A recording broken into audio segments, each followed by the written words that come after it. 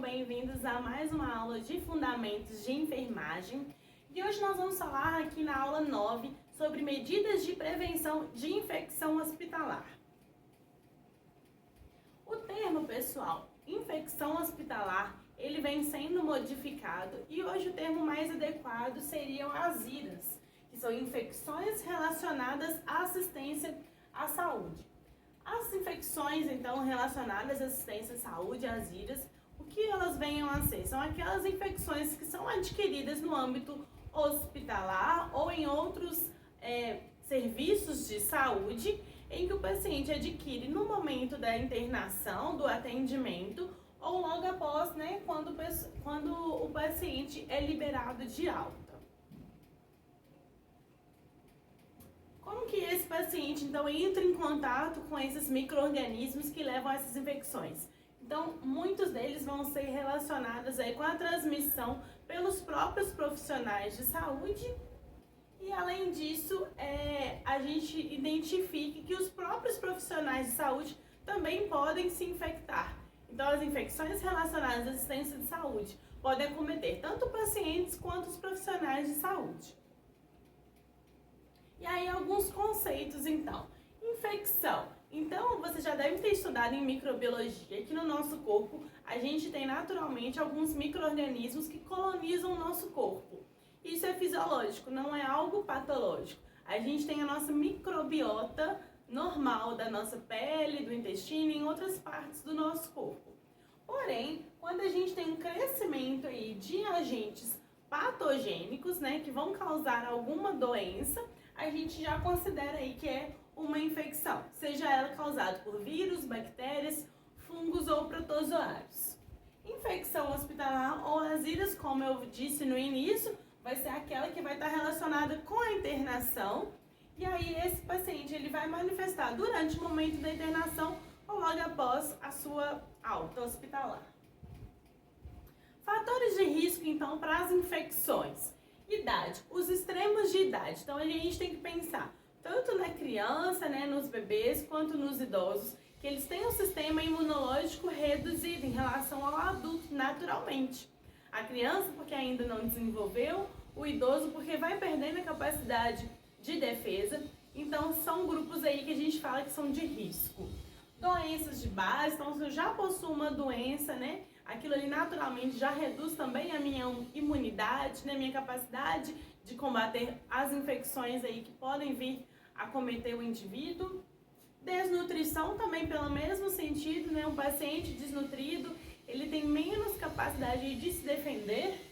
Uso prolongado de medicamentos, sobretudo aí de antibióticos, que a gente vai acabar aí reduzindo a nossa microbiota normal, aquelas bactérias que eu chamo do bem, que são aquelas bactérias que poderiam competir com as bactérias patogênicas, mas eu uso muito tempo antibióticos, por exemplo, isso pode reduzir aí a minha capacidade aí natural das bactérias que fazem parte da minha microbiota de combaterem bactérias que possivelmente venham a ser nocivas. Além daqui, a gente pode colocar também o uso de corticoides, entre outras situações que vão reduzir o meu sistema de defesa. Tempo de hospitalização, então quanto mais tempo eu fico dentro de um hospital, maiores as chances de eu ter uma infecção. Os procedimentos invasivos, então um paciente que está em uso de um catéter venoso central, está entubado, está com sonda vesical, sonda entérica, são pacientes mais propícios, estão sendo submetidos aí com mais procedimentos invasivos, mais chances então de ele adquirir uma infecção. Técnica e uso de processamento de materiais inadequados. Vocês vão ver mais pra frente sobre isso. Então, os materiais que são reutilizáveis, eles têm que ser adequadamente higienizados, processados. Alguns precisam de esterilização, por desinfecção. Então, se a gente não processa esses materiais adequados, por exemplo, o próprio tubo, que vai ser ali utilizado, aquelas extensões, elas fazem parte de um processo aí de desinfecção, esterilização. A gente for pensar aí numa comadre, numa reco, que precisa ali ser lavado, higienizado. Então são materiais que a gente reutiliza, mas que precisam ser adequadamente processados. Fontes reservatório de micro-organismos, né? Então, a gente tem tanto a questão aí do ser humano, né? Então, eu sou uma fonte de contaminação, né? Eu posso estar ali infectado, mas também ali no meio ambiente, né? Nos objetos contaminados, às vezes até os alimentos. Tipos de infecções. Então, a gente divide as infecções entre endógenas e exógenas. Endo significa dentro e exo significa fora. Então, as infecções endógenas, elas partem da própria pessoa, do próprio organismo, em que aquelas bactérias, por exemplo, já fazem parte aí da flora natural, né? Lembrando que esse nome, ele vem sendo substituído por microbiota, né? Melhor dizendo, a microbiota normal. Então, a gente pode ter uma descompensação aí na quantidade desses micro-organismos. O que acontece, por exemplo, aqui com a candidíase vaginal. Naturalmente, as mulheres têm ali na vagina a Candida albicans, que é o nome de um fungo em que vive ali normalmente. Algumas situações podem levar aí ao crescimento exagerado desses fungos e aí dá o que a gente chama de candidíase, né? Com desconforto, corrimento, entre outras manifestações. E aí, nesse caso, a gente já tem que essa bactéria que fazia parte da minha microbiota, ela se torna nociva, né? Se torna patológica. Então, isso é um jeito de a gente ter infecções endógenas. Isso também pode acontecer pela migração de bactérias. Então, eu posso ter bactérias intestinais que vão migrar, por exemplo, para a minha uretra, que naturalmente não é colonizada. Então, quando a gente tem essa situação, a gente pode ter uma infecção aí urinária de origem endógena, da minha própria microbiota. Exógena, então, vai vir do meio externo, né? Não fazem parte aí da minha flora natural, da minha microbiota. E aí vai ter diversos micro-organismos, vocês devem estar estudando aí na disciplina de microbiologia, que podem colonizar o nosso corpo. Modos de transmissão. Mais pra frente a gente vai ver como evitar, né? Mas a gente tem que entender como que a gente adquire as infecções. Uma das formas é por contato. Então, através da pele, a gente de encostar umas pessoas nas outras, a gente pode transmitir algumas infecções. Esse contato ele pode ser direto, né? Quando a gente encosta ali na pessoa, né? Uma pessoa que está ali susceptível, né? Através das minhas mãos, principalmente sem a minha higiene adequada das mãos, ou através de objetos contaminados, né? Agulhas, os fômites, né? Que a gente fala que são comadres, os marrecos, que é a mesma coisa, papagaio, entre outras coisas. E aí, dessa forma, a gente pode adquirir algumas infecções, como os herpes, né? Tanto as simples como as zoster, difteria, clostrídio, impetigo, abscesso, entre outras infecções. Gotículas. Então, através da tosse, espirro e fala, principalmente, aquelas gotículas ali de saliva podem ser veículos de transmissão para micro-organismos. Então, alguns micro-organismos, só de eu entrar em contato, ele já consegue passar. Outros micro-organismos precisam desse veículo, que seria a gotícula. Então, a gente tem alguns aqui, a influenza, né, que é a gripe, influenza B, que causa meningite, difteria, adenovírus, faringite, entre outros. Pelo ar. Então, são micro-organismos que ficam suspensos pelo ar, tem essa capacidade de ficar aí suspensos pelo ar, né? Eu li recentemente que a OMS já identificou, por exemplo, que o coronavírus ele tem essa capacidade de ficar suspenso pelo ar, não somente ali através das gotículas. Então, por exemplo, aqui, tuberculose, sarampo e varicela, que é a catapora.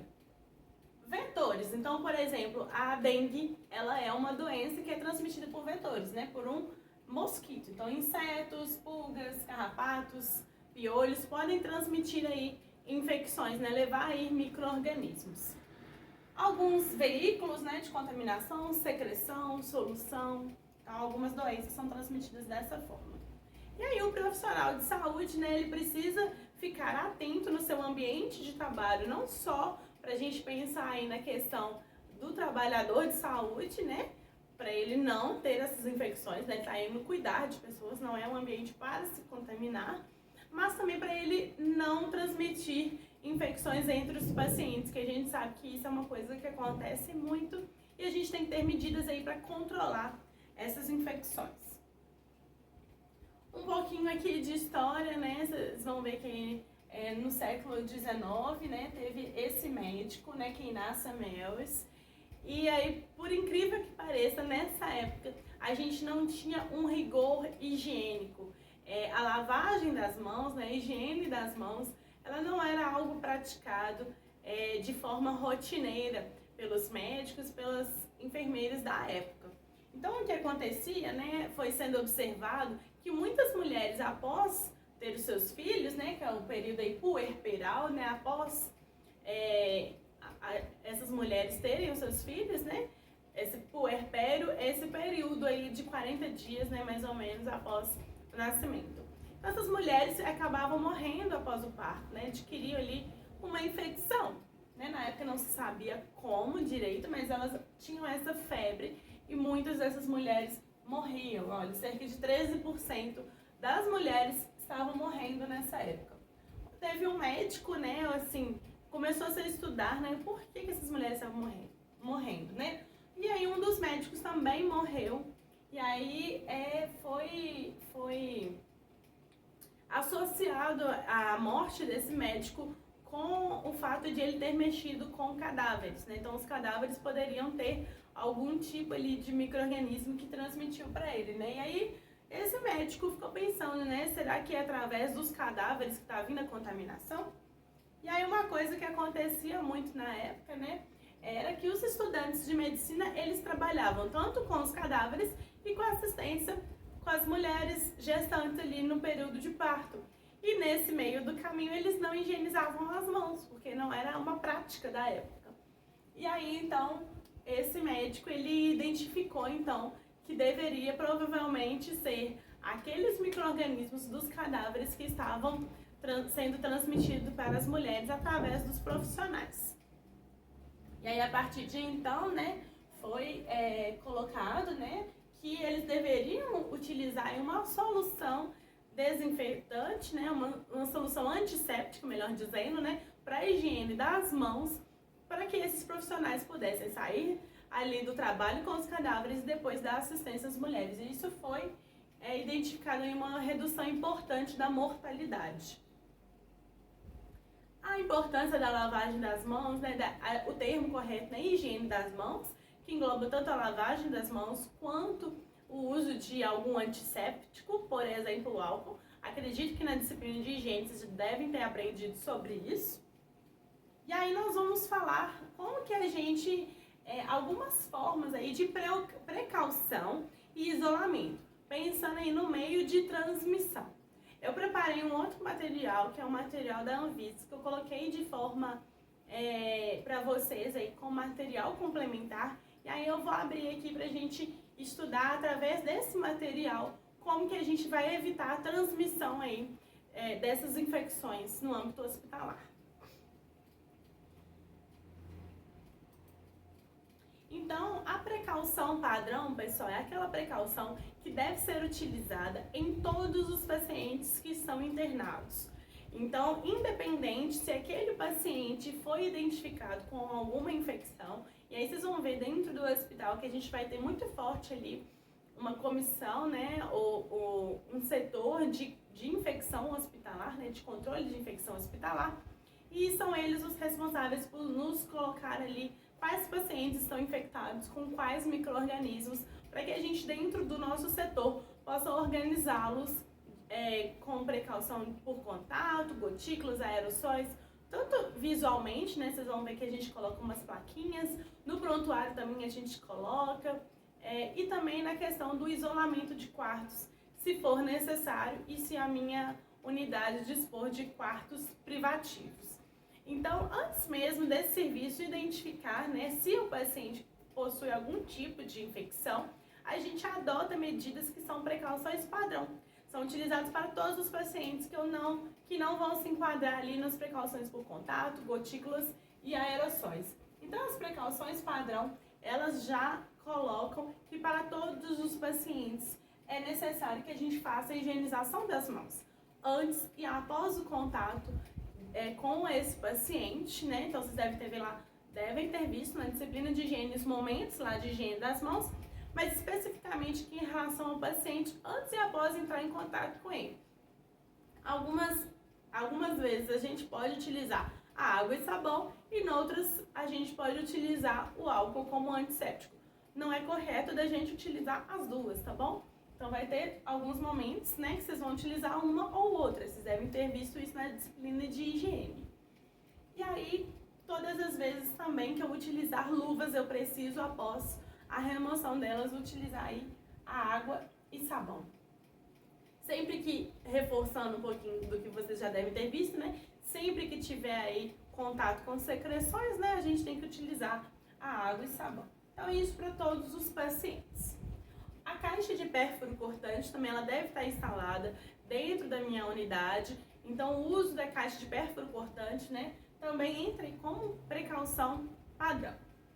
Luvas e avental e óculos e máscara, elas vão ser utilizadas aqui na precaução padrão para todos os pacientes naqueles procedimentos em que corre o risco de secreções entrar em contato com a minha pele, né, ou com a minha mucosa, né, para proteger o profissional de saúde.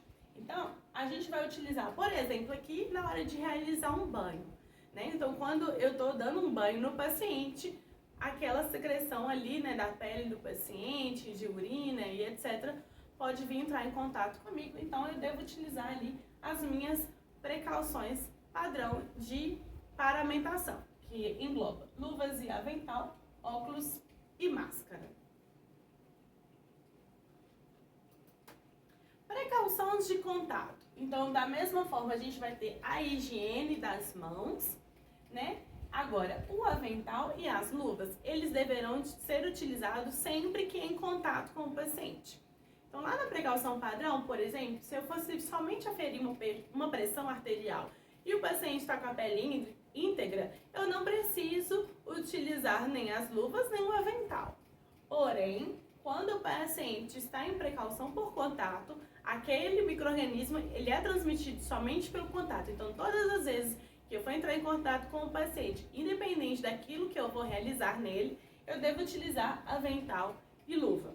O óculos, a máscara, eles vão ser utilizados também no caso em que eu for fazer ali procedimentos em que corre o risco de secreções serem lançadas aí e me contaminarem. O quarto privativo é recomendável, mas se eu não tiver disponível na minha unidade um quarto privativo, eu devo manter aí uma distância mínima entre 2 leitos de 1 metro. Além disso, materiais como termômetro, materiais para aferição de pressão arterial, o esfigmomanômetro, o estetoscópio, eles devem ser de uso exclusivo desse paciente que está aí em precaução por contato. Vocês podem ver o nome aí também, isolamento por contato.